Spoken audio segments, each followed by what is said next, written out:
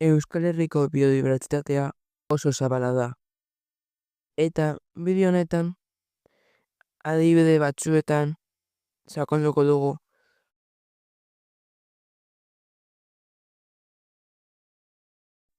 Euskal artzaintzak gutxi gorabehera 16. mendean agertu ziren hemen, non Europako artzaintzak ekarri zituzten eta lekuko denborari eta mendietara moratu izan behar ziren. Gaur egun honen bi mota daude.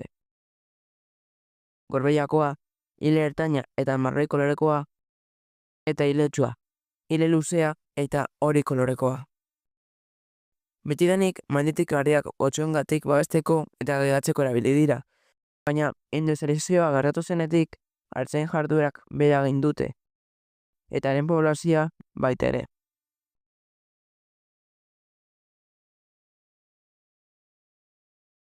Ugatza, tamaina handiko hegazti harraparia da, 2,8 metrorainoko tamaina dute. Lumaje laranja garatzen dute helduaroan.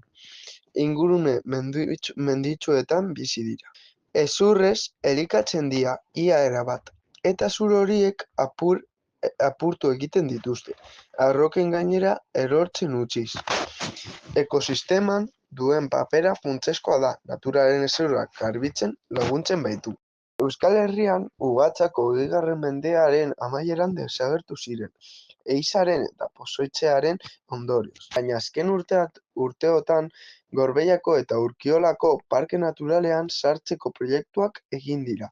Ahalegin horiei esker, ale batzuk ikusi dira dagoeneko, eta horrek eskualdean berreskuratzeko itxaropena ematen du.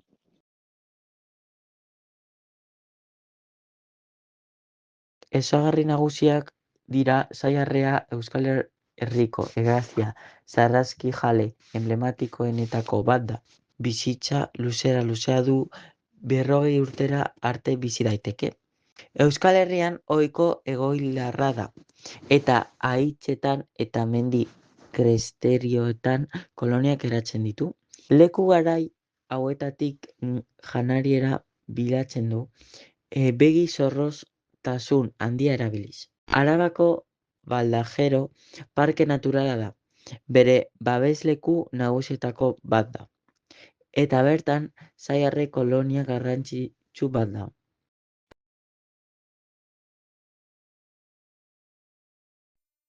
Ardi latza Euskal Herrikoa eta Nafarroakoa da, eta mendeetan egon da hemen.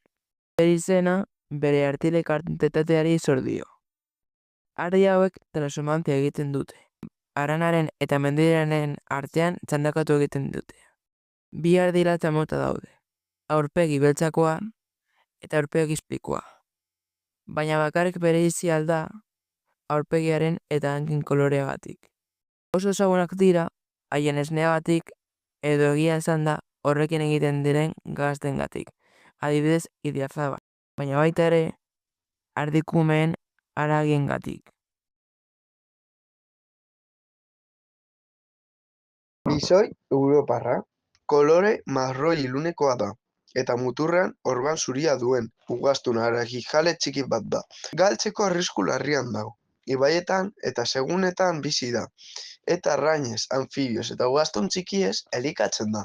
Bere populazioa izugarri jaitsi da bere habitaren suntxiketagatik, kutsadurarengatik edo bisoi amerikarrarekiko espezie inbaditzailea lehiagatik. Euskadin, bisoi europarra da espezie mehatxuenetariko bat, eta ale batzuk baino ez dira geratzen, Araban eta Nafarroan. Babesteko kontserbazio programak sortu dira, nola populazioak indartzea eta ibai eremuetan habitatea hobetzea. Ahalegin haren etorkizunak zalantzazkoak izaten jarraitzen du, eta premiazko neurriak behar ditu desagertzeko saihesteko. Euskarazko izena zerrigorria da, gorputz liraina eta buztan luze eta lodia du, larrua gorrizka da gehienetan, sabelaldea zuria samarra eta itsatsaren puntua zuria. Belarria punta zorrotzak eta mutur luzea ditu. Entzumen eta usaimen zorrotza du, harrapakinak urrutitik antzemateko. Azerigorria Euskal Herrian oso hedatua dago, eta ingurune askotan bizi da. Baso mistoak eta hosto erorkorretan, larreak eta zorroak, mendialdeak eta kostaldeko guneak, oso orniboa da eta bere dieta oso aldakorra da. Txorriak eta arrauntxak, frutak, intsektuak,